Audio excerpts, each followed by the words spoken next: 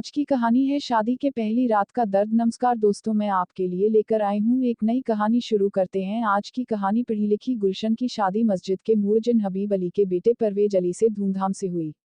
लड़का कपड़े का कारोबार करता था, घर में जमीन जायदाद सब कुछ था। गुलशन ब्याह कर आई तो पहली रात ही उसे अपने मर्द की असलियत का पता चल गया।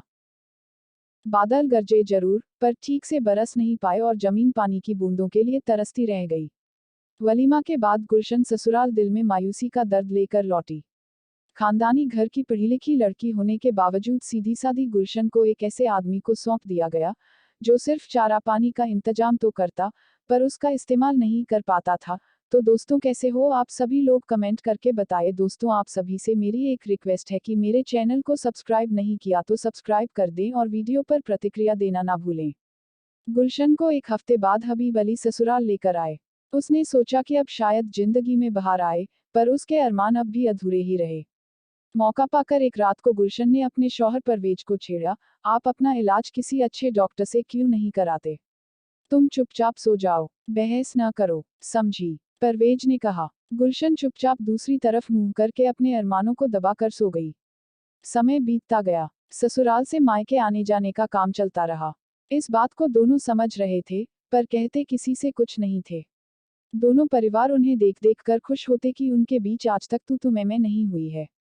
इसी बीच एक ऐसी घटना घटी जिसने गुलशन की जिंदगी बदल दी। मस्जिद में एक मौलाना आकर रुके। उनकी बातचीत से मुअज्जिन हबीब अली को ऐसा नशा छाया कि वे उनके मुरीद हो गए। झाड़फूंक व गंदे तावीज देकर मौलाना ने तमाम लोगों का मन जीत लिया था। वे हबीब अली के घर के एक कमरे में रहने लगे।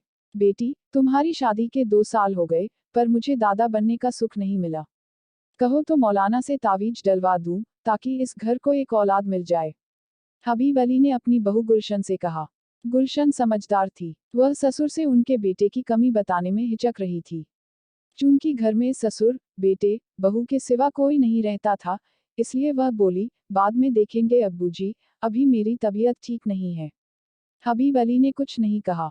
मुअज्जिन हबीब अली के घर में रहते मौलाना को 2 महीने बीत गए, पर उन्होंने गुलशन को देखा तक नहीं था। उनके लिए सुबह शाम का खाना खुद हबीब अली लाते थे। दिन भर मौलाना मस्जिद में इबादत करते। झाड़फूंक के लिए आने वालों को लेकर वे घर आते, जो मस्जिद के करीब था। हबीब अली अपने बेटे परवेज के साथ दुकान में रहते थे। वे सिर्फ नमाज के वक्त घर या मस्जिद आते थे। मौलाना की कमाई खूब हो रही थी। इसी बहाने हबीब अली के कपड़ों की बिक्री भी बढ़ गई थी। वे जीजान से मौलाना को चाहते थे और उनकी बात नहीं टालते थे। एक दिन दोपहर के वक्त मौलाना घर आए और दरवाजे पर दस्तक दी। जी, कौन है? गुलशन ने अंदर से ही पूछा। मैं मौलाना, पानी चाहिए। जी, अभी लाई। गुलशन पानी लेकर जैसे ही दरवाजा खोलकर बाहर निकली, गुलशन के जवां हुस्न को देखकर मौलाना के होश उड़ गए। लाजवाब हुस्न, हिरनी सी आंखें, सफेद संगमरमर सा जिस्म। मौलाना गुलशन को एकटक देखते रहे। वे पानी लेना भूल गए। जी पानी, गुलशन ने कहा। लाए, मौलाना ने मुस्कुराते हुए कहा। पानी लेकर मौलाना अपने कमरे में लौट आए, पर दिल गुलशन के कदमों में देकर। इधर गुलशन के दिल में पहली बार किसी पराये मर्द ने दस्तक दी थी। मौलाना अब कोई ना कोई बहाना बनाकर गुलशन को आवाज देकर बुलाने लगे। इधर गुलशन भी राह ताकती कि कब मौलाना उसे आवाज दें। एक दिन पानी देने के बहाने गुलशन का हाथ मौलाना के हाथ से टकरा गया। उसके बाद जिस्म में सनसनी सी फैल गई। मोहब्बत ने जोर पकड़ना शुरू कर दिया था। ऊपरी मन से मौलाना ने कहा, सुनो मियाँ हबीब, मैं कब तक तुम्हारा खाना मुफ्त में खाऊंगा? कल से मेरी जिम्मेदारी सब्जी लाने की। आखिर जैसा वह तुम्हारा बेटा, वैसा मेरा भी बेटा हुआ। उसकी बहू मेरी बहू हुई। सोचकर कल तक बताओ, नहीं तो मैं दूसरी जगह जाकर रहूंगा। मुअज्जिन हबीब अली ने सोचा कि अगर मौलाना चले गए, तो इसका असर उनकी कमाई पर होगा। जो ग्राहक दुकान पर आ रहे हैं, वे नहीं आएंगे। उनको जो इज्जत मौलाना की वजह से मिल रही है, वह नहीं मिलेगी। इस समय पूरा गांव मौलाना के अंधविश्वास की गिरफ्त में था और वे जबरदस्ती तावीज, गंडे, अंग्रेजी दवाओं को पीसकर उसमें राख मिलाकर इलाज कर रहे थे। हड्डियों को चुपचाप हाथों में रखकर भूत प्रेत निकालने का काम कर रहे थे। बाप बेटे दोनों ने मौलाना से घर छोड़कर न जाने की गुजारिश की। अब मौलाना दिखाओ, बेटा बेटी कहकर मुअज्जिन हबीब अली का दिल जीतने की कोशिश करने लगे। नमाज के बाद घर लौटते हुए हबीब अली ने मौलाना से कहा, जनाब, आप इसे अपना ही घर समझिए। आपकी जैसी मर्जी हो वैसे रहें। आज से आप घर पर ही खाना खाएंगे, मुझे गैर न समझें। मौलाना के दिल की मुराद पूरी हो गई। अब वे ज्यादा वक्त घर पर गुजारने लगे। बाहर के मरीजों को जल्दी से तावीज देकर भेज देते। इस काम में अब गुलशन भी चुपके चुपके हाथ बटाने लगी थी। करीबन 6 महीने का समय बीत चुका था। गुलशन और मौलाना के बीच मोहब्बत ने जड़ें जमा ली थी। एक दिन मौलाना ने सोचा कि आज अच्छा मौका है, गुलशन की चाहत का इम्तिहान ले लिया जाए, और वे बिस्तर पर पेट दर्द का बहाना बनाकर लेट गए। मेरा आज पेट दर्द कर रहा है, बहुत तकलीफ हो रही है, तुम जरा सा गर्म पानी से सेंक दो, गुलशन के सामने कराहते हुए मौलाना ने कहा। जी, कहकर वह पानी गर्म करने चली गई। थोड़ी देर बाद वह नजदीक बैठकर मौलाना का पेट सेंकने लगी। मौलाना कभी भी उसका हाथ पकड़कर अपने पेट पर घुमाने लगे। थोड़ा सा झिझक कर गुलशन मौलाना के पेट पर हाथ फिराने लगी। तभी मौलाना ने जोश में गुलशन का चुंबन लेकर अपने पास लिटा लिया। मौलाना के हाथ अब उसके नाजुक जिस्म के उस हिस्से को सहला रहे थे, जहां पर इंसान अपना सब कुछ भूल जाता है। आज बरसों बाद गुलशन को जवानी का वह मजा मिल रहा था, जिसके सपने उसने संजो रखे थे।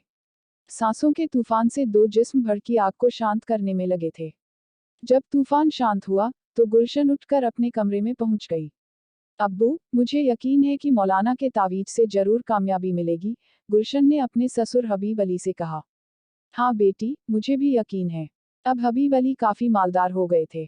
दिन काफी हंसी खुशी से गुजर रहे थे। तभी वक्त ने ऐसी करवट बदली कि मुअज्जिन हबीब अली की जिंदगी में अंधेरा छा गया। एक दिन हबीब अली अचानक किसी जरूरी काम से घर आए।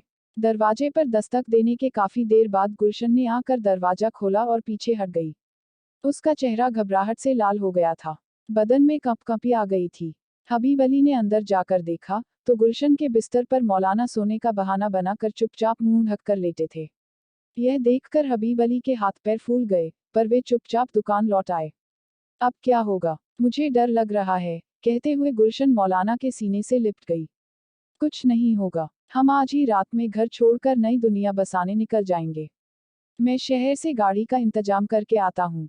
तुम तैयार हो ना? मैं तैयार हूँ, जैसा आप मुनासिब समझें। मौलाना चुपचाप शहर चले गए। मौलाना को न पाकर हबीब अली ने समझा कि उनके डर की वजह से वह भाग गया है। सुबह हबीब अली के बेटे परवेज ने बताया, अब्बू, गुलशन भी घर पर नहीं है। मैंने तमाम जगह खोज लिया, पर कहीं उसका पता नहीं है। वह बक्सा भी नहीं है, जिसमें गहने रखे हैं। हबीब अली घबराकर अपनी जिंदगी की कमाई और बहू गुलशन को खोजने में लग गए।